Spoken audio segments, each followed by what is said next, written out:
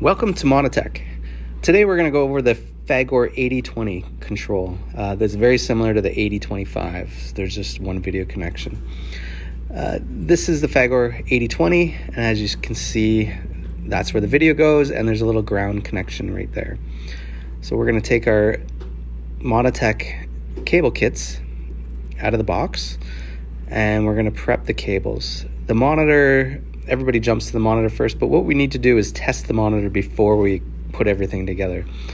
So we're going to get our cables out of the bags and we're going to plug them all in, and we're going to test the monitor outside the control.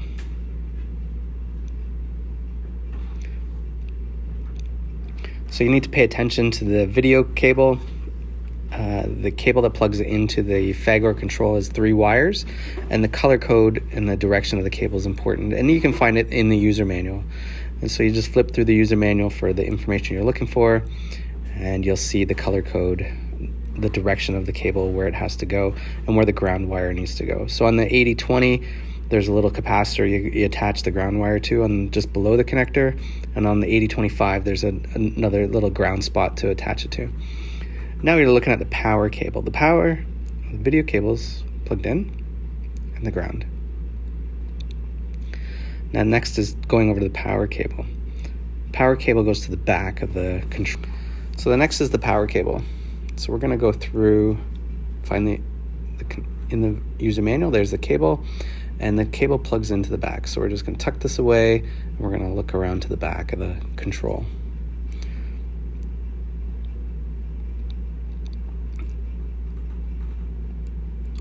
It's a little bit difficult. You got to get right in there to have a look at it. It's a 6-pin connector. The red wire is supposed to go a certain direction. The red wires are on, looking at it this way, is on to the left, and the black wires are to the right. And you can just kind of see it through the vents there, which direction it needs to go to. And what's on that cable is 12 volts and ground. There's 3 wires for 12 and 3 wires for ground. And we'll flip it around again, and now we're going to open it up, and we're going to get ready to plug the monitor in.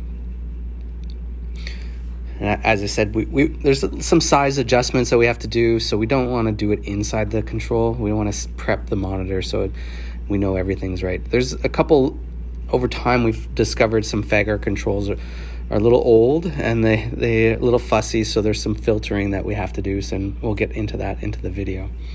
So now that we got the video plugged in, the power plugged in, you're going to need to turn on your control, and you're going to work through the menu system on the side of the monitor. There's these 3 buttons on the side, and that's going to give you your size, position. So you press the menu, and then you can adjust up and down, and it's pretty straightforward follow through. You press the menu to select, and you go up and down and increase, decrease your height, width, and you want to have it so the video is directly center on the monitor.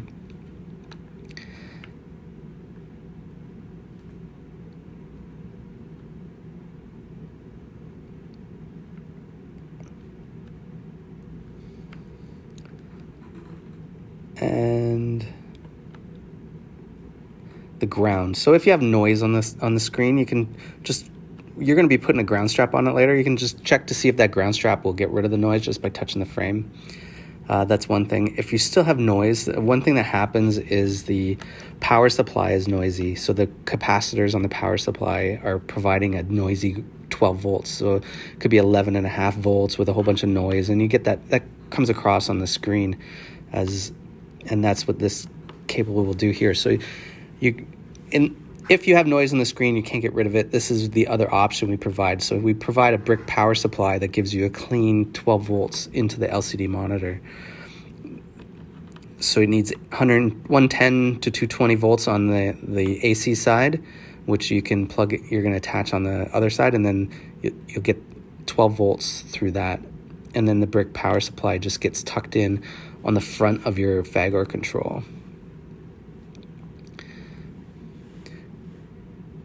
You can tie strap it down, and you run the power through, and it's pretty obvious on the back what wires have to go where when you're plugging in.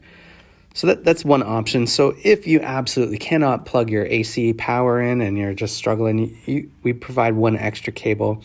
It's just strictly a simple wall plug. You're just trying to confirm that the noise, if you can't get rid of the noise, is it coming from the power supply? And this is what this cable here is for. So you can just run it from an extension right from the wall and just prove that the power supply in the control isn't causing your problem. So you just take that, plug it into an extension cord, and just prove that the monitor is working fine. So that's the noise from the power. That's what that does for you there. And so in this case, we're going to plug it in, and now to fit it in to the control, that's the next step. So now you prove it's working. You got your size and positions good. Everything's good. There is a little adjustment. There's that one which adjusts your vertical position. That's what's being done right now. And then there's one under the video cable as well, which adjusts your horizontal position. Some of the video signals have a really wide pulses that the LCD monitors will move the video on the screen. So when you adjust these small pots in the back, you're adjusting it to position the video on a left to right or top to bottom. And those are the mounting studs that go into the frame. So you want to make sure those are exactly where they need to be, so you're not fussing around with when you're trying to put it in the control. In this video, we left the video cables plugged in. It's actually a lot easier to unplug the video cables, pull them out of your way.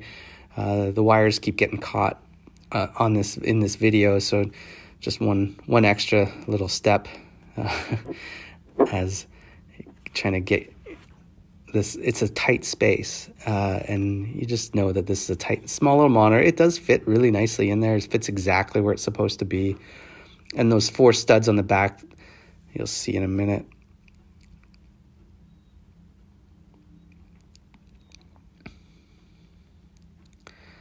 So the monitor.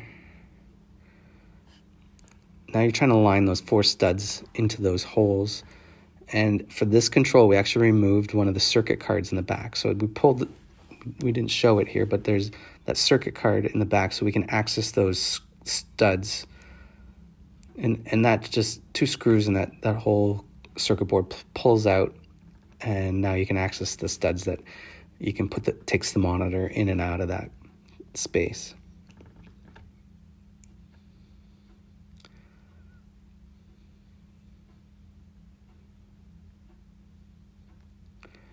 If you can use the original monitor you took out there to make sure that those studs are in exactly the right position.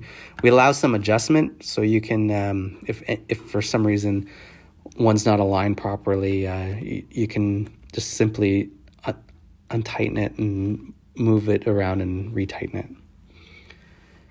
And it just back and forth a little bit, and you're all set, ready to go.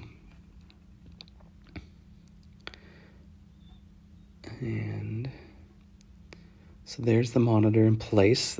The video, just recheck your video connections, make sure they didn't fall out, or you're replugging them in. And then if you do choose to use the external brick power supply, just remember that it just fits in nicely right there. You can use tie straps to hold it in place. There's lots of space for it. Okay, thanks for watching. Monitech, leading name for industrial display solutions in the world market today. Proudly providing solutions for all your industrial display needs for hundreds of legacy controllers. Visit us at monitech.com. Thank you.